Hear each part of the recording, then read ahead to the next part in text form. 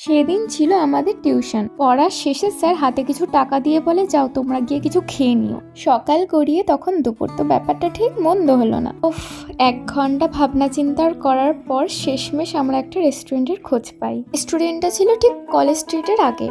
কারুর যদি অ্যাড্রেস লাগে আমাকে অবশ্যই কমেন্টে জানিও, আমি অ্যাড্রেস শেয়ার করে দেবো। প্রত্যেকটা খাবারই আমার অসাধারণ লেগেছিল।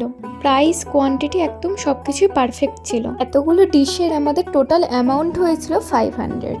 হ্যাঁ, ঠিকই শুনেছো, মোটে 500 টাকা খরচ করে আমরা এত কিছু খাবার খেয়ে চলে এসেছি। তো আমাকে সবাই কমেন্ট করে কিন্তু জানিও খাবারগুলো দেখে তোমাদের কতটা টেস্টি মনে হলো।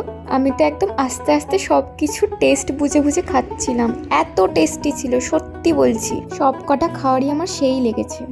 কলকাতায় সেই দিন গরমটাও সেই পড়েছিল। তো আবার কি, খাওয়ার শেষে সবাই মিলে একটু আইসক্রিম খেতে খেতে বাড়ির পথে রওনা দিয়ে দিয়েছিলাম। আজকের মিনি ব্লগটা এই অবধি, সবাইকে টাটা।